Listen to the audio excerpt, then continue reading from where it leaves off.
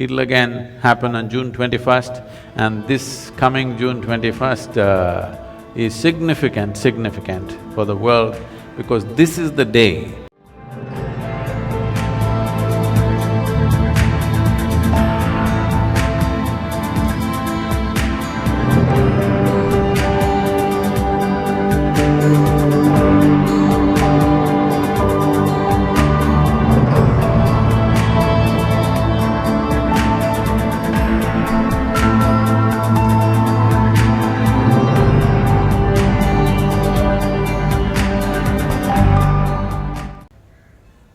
$15,000 years ago, a yogi appeared in the upper regions of Himalayas.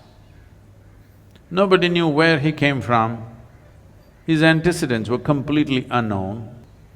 So people gathered around him because he was such a phenomenal presence.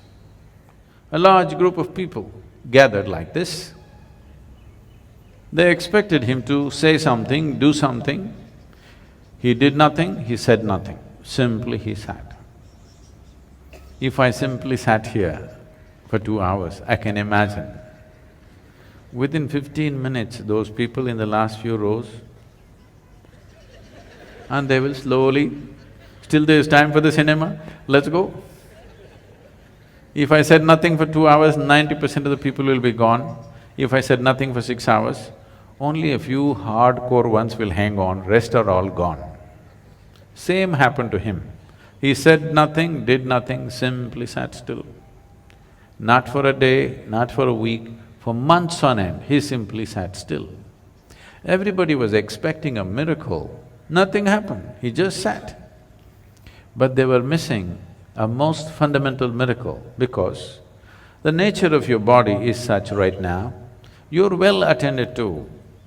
You had lunch in the afternoon and maybe you snacked in the evening, and so that you don't fall asleep, you had a coffee and maybe you have something in your bag. So many things. All these things are being attended to, so this is fine. Suppose we just make you sit here for 4 hours. Sadhguru, at least some water? Okay, drink water. After drinking water, can we just sit here? Sadhguru, that one? Okay, do that and come. Sadhguru, okay, if you give this, the next one, no permission, this'll just go. Or in other words, what you call as a body is a series of processes. Only if you're attending to them, it's fine. If you don't attend to it, then you see what a trouble it is. When you do not attend to the body, if you're hungry or why all that, people say, how long 1 minute is depends on which side of the bathroom door you are. From inside, somebody says just 1 minute. Outside, it's 1 eon, okay? So because this is the nature of the body, if you do not attend to it, it'll become so compulsive and get you into such big trouble. But here he just sat. He neither ate, nor drank water, nor went to attend to nature's calls, simply he sat still. People could not even make out whether he's alive or dead. The only sign of life was, off and on, tears of ecstasy were dribbling down his cheeks, otherwise he simply sat unmoving. Then only 7 people hung on. They realized the miracle of him sitting here like this. Because if he has to sit here like this, he has transcended physical nature, otherwise you cannot sit like this. These 7 people hung on. Today we celebrate these 7 people as the Sapta Rishis. These were his first disciples of the Adiyogi. So this Adiyogi just sat there, these 7 people showed interest. He told them, this is not for you, this is not entertainment. But they said, no, we're willing to do anything. He gave them a few preparatory steps, they prepared for many years. Then one day when the solstice was shifting, just now, we shifted from summer solstice to winter solstice on December 22nd. It'll again happen on June 21st, and this coming June 21st is significant for the world, because this is the day when Adiyogi first turned south and gave his teaching. Because the sun turned south, he turned south and started explaining the mechanics of being human. On this day, fortunately, the United Nations has declared the World Yoga Day because the yoga began on that day.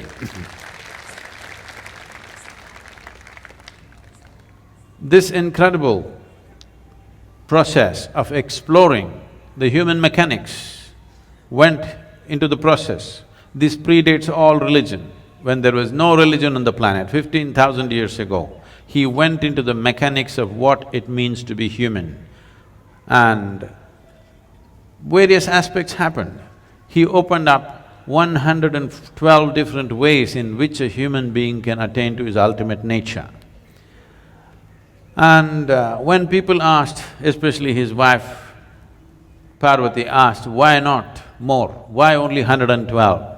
Then he said, if you are rooted in the body, there are only 112 possibilities. If you transcend the body, how many atoms there are in this universe, that many doorways are there if you're willing to explore it. But if you're rooted in this body, there are only 112 ways, and the whole yogic system subscribes to this even today because nobody has found more ways. Any number of yogis have explored in a million different ways, but there is no other doorway. In this body, there are 112 ways into which you get there. So for this, how to generate this, how to make this work the way you want it. So this whole mechanics, Adiyogi explored for many years, and he gave this elaborate knowledge to the world, and then asked these 7 people to go in 7 different directions in the world. One went to Central Asia, another went to North Africa, another went to South America, another went to Southeast Asia, one came down to what we call as the Indian part of Himalayas, one stayed with him, and one more, who is very important for us, Agastya Muni, came down south. He is known as the father of southern mysticism because he did not spare a single human habitation south of the Vindhyas. In the Deccan Plateau, he made sure every single human being who lived in this place had some sense of spiritual process.